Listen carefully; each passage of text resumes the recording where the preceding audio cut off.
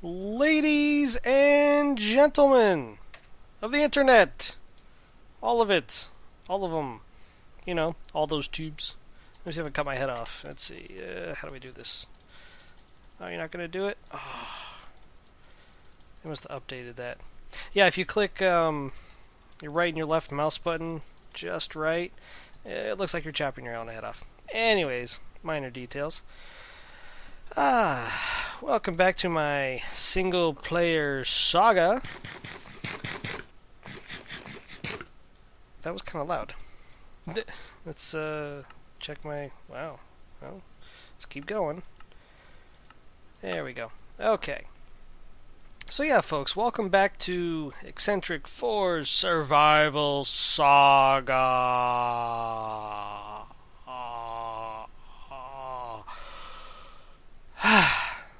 So last time we met, we had just dug into this, I don't know, mountain, I guess, this rock face, and made our little hidey-hole for the night, our first room for survival, and we survived the night.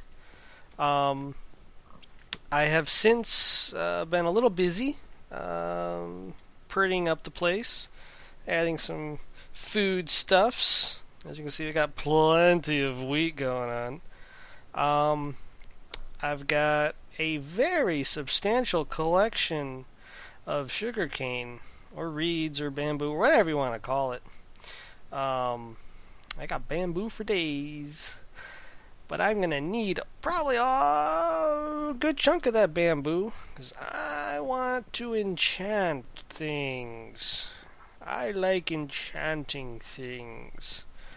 My pickaxe goes much faster when it's enchanted. But here's our leather donators and our steak dinner donators. They're dual purpose. I'm probably going to need more because I think I've only got a few pieces of leather. These ones haven't been dropping leather like I'm used to. Normally you can kill a cow and almost every other one's going to give you leather, but I've run through like 2 batches of that, and all I've got's this, stack of 13. It's not horrible, but could be better. They're going to make all the books for my bookshelves for the enchanting table. It'll be grand. And, oh yeah, so I am in the, let's see, 14W05 Bravo snapshot, and we've got the new slime blocks. Yes, I've been collecting a bit of slime. As I have inadvertently, ooh, he's over there. Cool. I have a natural slime farm over here. I didn't have to do a single thing. I didn't have to build anything. I don't have to light anything up, darken anything, do anything special. Except, ooh, there's 2 of you. Awesome. Well, I'll show you how this au naturel slime farm works. So, you grab your slime, and you lead him to a deep spot in the water. Because right there, I don't think he will drown. Probably not, because he's been standing there for a while. But once he gets into this deep part here, like... Don't do that. Like right here, he can't hit me if I'm bouncing up above him, but obviously he can hit me from above. So just wait here until they start flashing. It's pretty prominent when they're. Yep. See, yeah. This texture pack kind of highlights their drowning alert, as it were. But yeah, you just let them drown. And it's if you want to do this manually, this is what you got to do. But if you want to just let nature kind of take over, if you want to call it that, these guys will actually spawn in this slime biome. In this, you guys are noisy. Come on, I'm hitting you guys. Yeah, slimes will spawn in the overworld in a swamp biome during particular phases of the moon. I'm going to lead this guy into deeper, troubled waters. But yeah, since they can spawn here during certain phases of the moon, and I'm not sure what they are off the top of my head, they will, just like spawns do, they will spawn and start jumping in a random direction. And sometimes, let's say a slime had spawned like right here, and maybe his direction came right over here. Well, he'll fall down here into this deeper water, and he can't actually jump up onto any other blocks. He can jump down just fine, but he can't get back up. Opposite of a cow. A real-life cow. And he'll just sit there and naturally drown. So it works out well. Every so often I'll pop out here in the morning and just take a look-see. And all through here, all down there, all up there, you just see free slime balls just chilling. You just scoop them right up and take them on home. Can't beat it. Free slime balls. Hey fellas, how you doing out there? Good? Good. Okay. So anyways, so those little guys should be, yep, they just poofed. Let's go down and get their goodies. Hey bub. That should do it. Make sure there's no more over here. Up, there's one. There's two. Couple more. Yoink and yoink. Excellent. I like free slime balls that I don't got to build a intricate slime farm. Though I probably will, because I mean this is, you know, it's not a horrible haul, but you know, could be better. And it's totally not automated, because if I, you know, miss a spawn cycle, those slime balls will just despawn out there if I don't check it often enough, and I would rather collect those. So maybe at some point we'll get to find a slime chunk and a slime farm. So anyways, yeah, this is the mining... Oh, did I show the sign? I didn't even show the stinking sign. So here we go. This is mining station number 1, Spawn District. Because spawn's, you know, right over there. Because what I'm planning on doing, since I myself am I'm particularly fond of mining. It's probably my favorite part of Minecraft. Imagine that. And when I do builds, I like to have a lot of materials to work with, to choose from and whatnot. Have a little bit of variety. So what I'm planning on doing here is setting up these mining stations at various points in this world. I'll likely connect them with either an underground. I haven't decided yet. I'm still working this out in my head. Either underground tunnels with minecart tracks or overhead, like monorail type systems. Haven't decided how I want to do that yet. But the idea is you'll strip mine a particular area with this station, go to another station in another zone and strip mine a lot of the materials out of that mining station, out of that area. So you get a good variety, a good mix of a lot of materials, hopefully a lot of diamonds. Yep. So anyways, let's dive further into the mining hub. We've got a little bit of storage going on here. You get your cobble, a little bit of dirt, and some sand and gravel. I went on a clay expedition earlier, and this stuff is just everywhere. The diorite, the granite, and the andesite. It's just everywhere in here. It's like every other block I overturn, there's some andesite or diorite or granite everywhere. It's almost ridiculous. So I decided I would go ahead and use some of these materials since I got an abundance of them. Obviously oak trees from what used to be the forest over here, and then the andesite and the diorite from clearing all this out, obviously. And to the right here we have a very quaint little, I haven't replaced the roof yet, but a very quaint little bedroom. It's simple. Might as well set a spawn point or something here. I don't think I've slept in here yet. It's one of the perks, I guess, of constantly mining, is you kind of lose track of time, or you don't really have a need to think about heading to bed every 10 minutes. Because down in the mines, stuff can spawn any time of day. It don't matter.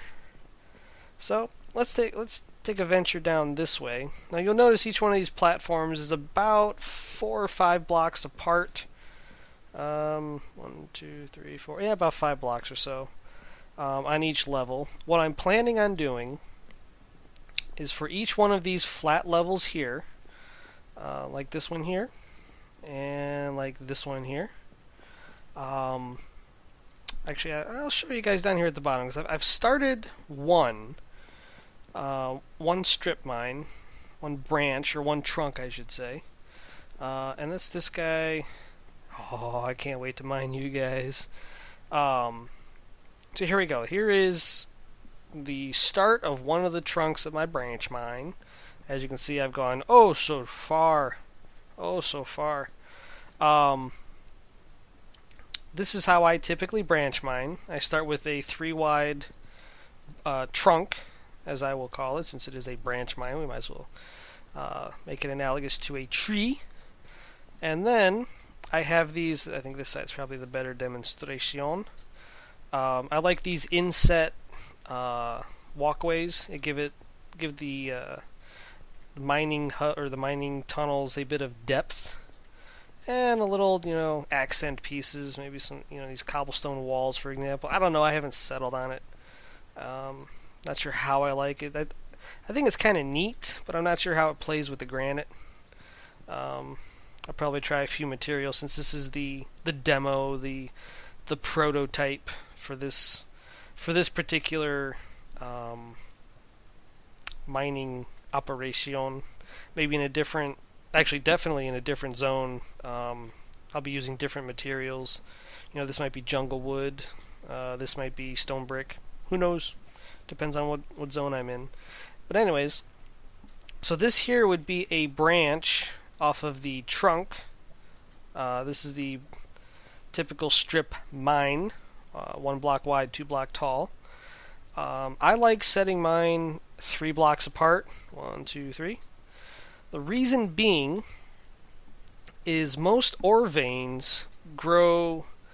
Well, they don't grow. They're placed during terrain generation. At least, mostly, 2 blocks wide, which means if you have an ore block here and an ore block here, you're going to see it if you mine this way. If you have an ore block here, well, obviously you can only have an ore block here or here, excuse me. So if you mine here or here, you're going to see it because they're only 2 blocks wide.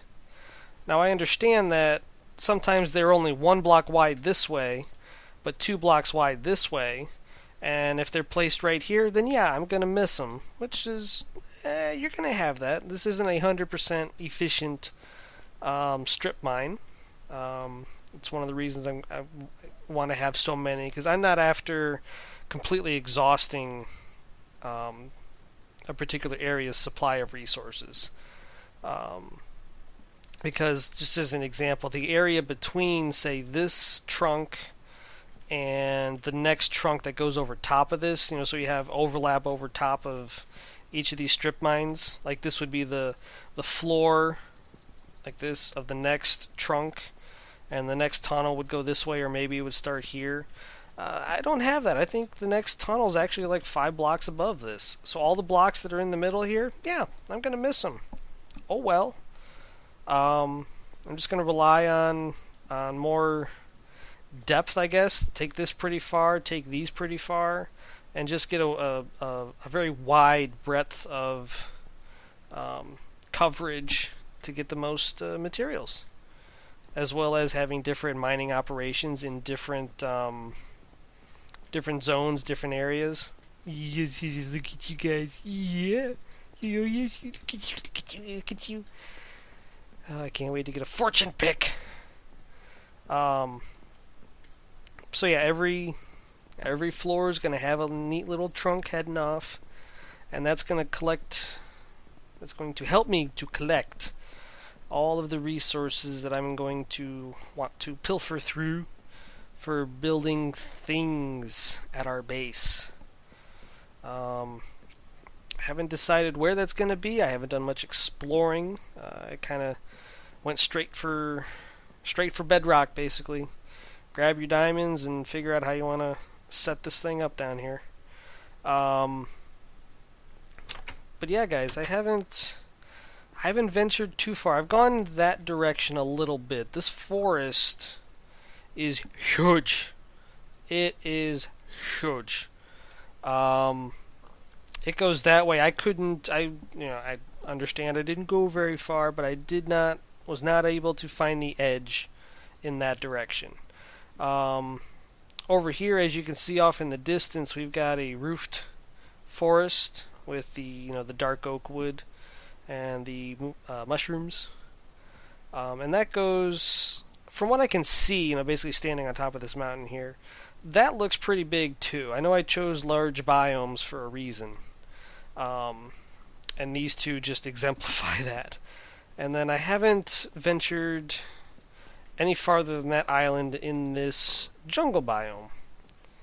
So I'm not sure what lies on the other sides of these biomes. I think I'll leave that for an exploratory episode. We'll go take a hike. And just go exploring and see what this particular seed has to offer. Boy, I would be ecstatic if there's like a mesa like right on the other side of that, or maybe this swamp ends right there and there's one right over there. 'Cause I'd really like to see some more of the newer biomes that were released with 1.7, like the roofed forest over there. Those are pretty neat. I've seen some of those in my multiplayer series. Let's just run over here. Why not? I've got the time. Yeah, this quaint little river separates these two biomes. This is where I got some of the clay. Rivers are the best that I've found. The best for mining clay. Any water body will have clay somewhere nearby, but I've just found that these rivers, like here's some right here, I've just found these rivers have so much clay, it's not even funny. Yeah, look at all this clay. Yeah. And your sand. But I don't know, if I'm looking for clay, I don't want to, follow the edge of, say, a deep ocean, what have you. I head straight for a river, and I follow that thing till it ends, basically. And I find so much clay than I do just skirting the edge of an ocean like this. And I don't know if that's specific to the generation of the river biome, or I don't know what its actual term is, like a mini biome or something. I think I remember reading it on the wiki. There's an actual helper biome, maybe. I don't know. There's a name for it. I can't think of what it is. Nope, here's stone. And I think there was some out here that I took. Yeah, there was some there. But yeah, I don't know. Like I said in the last episode, I usually don't stick around a spawn area because normally they're not conducive for doing very much, at least in my experience. Like, I don't know if I explained there was a spat of bad seed generation in like 1.6.4. I don't know if it was just me or if anybody else experienced it, but I would